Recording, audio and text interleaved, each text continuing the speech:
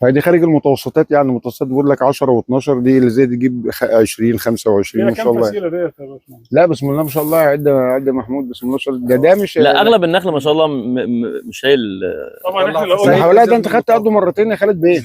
في وعلى حسب الغذاء بقى. يعني احنا بنحط خدمه شتويه هنا باللودر.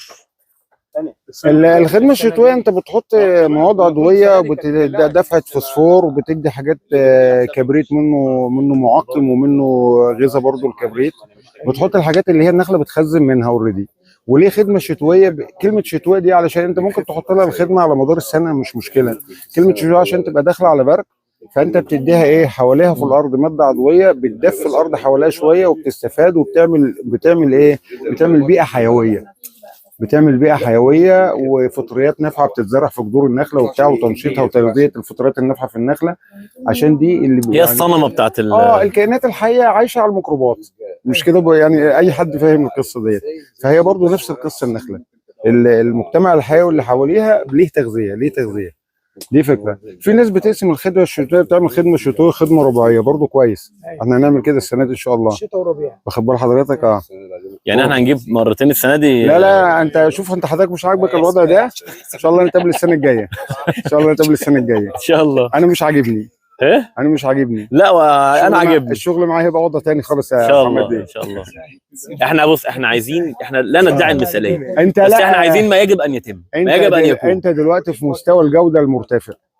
بس معانا ان شاء الله يبقى هاي خالص، هيبقى هاي ان شاء الله بامر الله، يبقى وضع تاني. بس هو دايما انا بقول لهم ايه، انا ما بشوفش غير نص الكوبايه الفاضي. يعني انا طريقتي في الاداره كده، ما اشوفش نص الكوبايه المليان، لان نص الكوبايه المليان ده ما يجب ان يتم. تمام. لكن نص الكوبايه الفاضي فاضي ليه؟ لا وبامر الله هتاخد دي في الاداره. وفي حاجه بقى، انت الشغل هيمشي وهتاخد برضو الكميه اللي انت عايزها ان شاء الله. يعني بص حضرتك في المجدول انت عندك بقى اوبشن، تقول لي ايه؟ تقول لي انا عايز كذا كيلو من النخله، ما دام بتوفر لها احتياجاتها هتاخدهم ان شاء الله. هي في الزراعه المعطيات بتجيب نتائج بالظبط. ادي معطيات صح هتاخد نتائج صح. انت عارف المجدول لا مش قصه تفرغات الانتاجيه. هي انا سبقت بالكلام، هي ممكن تديك 200 كيلو، لان هو بص هقول لك في حاجه اسمها الحد الادنى للرطوبه المقبول. يعني انت عندك في الطور مثلا جنوب سيناء يقول لك جودته عاليه ومش عارف ايه وبيدي انتاجه بتاع، لان هو اعلى حد للرطوبه موجود هناك.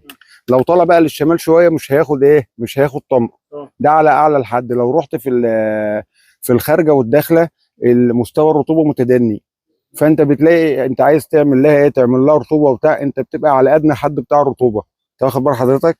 فانت بتتعامل في المكان، هي متوفر لها رطوبه هناك على اعلى حد، اعطيك كميه انتاج وجوده كل شيء. عشان كده في ناس يقول لك افضل حاجه في الطور، لا مش افضل حاجه، ممكن تضرب منك برضه.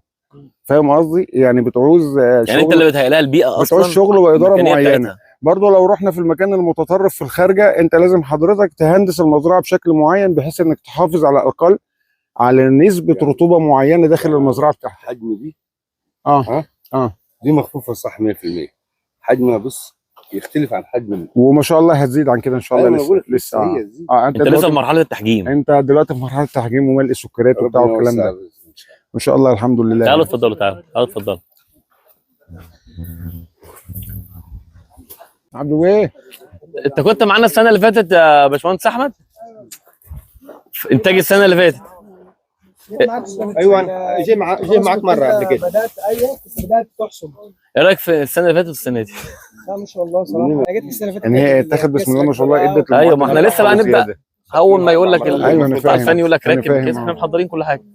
باذن الله.